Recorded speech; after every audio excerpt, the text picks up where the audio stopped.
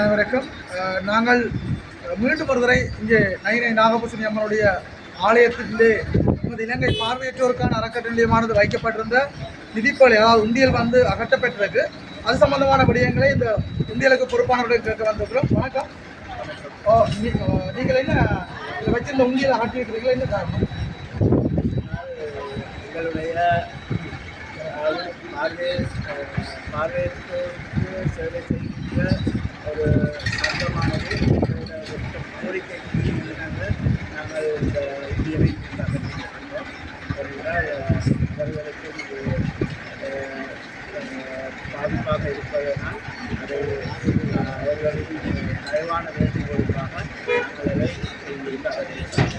அதாவது ஞாயிற்றுக்கிழமை நாங்கள் இங்கு இல்லை, அருகாமையில் ஒரு ஆலயம் அங்கே நாங்கள் எங்களுடைய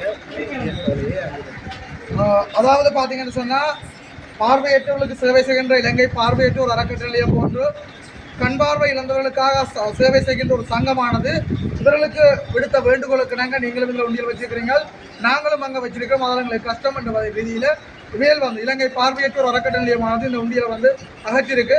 உண்மையிலே இந்த விஷயம் ஒரு பாராட்டத்தக்க விஷயம் என்று சொன்னால் இன்னொரு அமைப்பு வந்து கேட்டுக்கொண்டதற்கிணங்க எங்களால் வைக்கப்பட்டிருக்க இந்த உண்டியலானது அகற்றப்பட்டிருக்கு.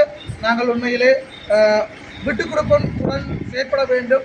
பார்வையற்றவர்களுக்கு தான் நாங்களும் சேவை செய்கின்றோம், அதே போன்றுதான் அவர்களும் பார்வையற்றவர்களுக்கு சேவை செய்கின்ற வகையிலே நாங்கள் இந்த வீடியோவை உங்களை பதிவு செய்வதில் மனமகிழ்ச்சி அடைகின்றோம்.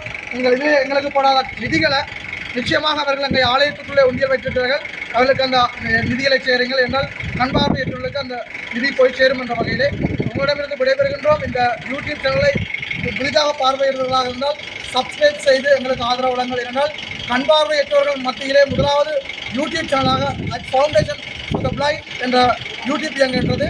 மீண்டும் ஒரு பதிவிலே உங்களை சந்திக்கும் வரை உங்களிடமிருந்து விடைபெறுகின்றோம். பதிவாளர் துஷ்யந்தனுடன் நன்றி, வணக்கம்.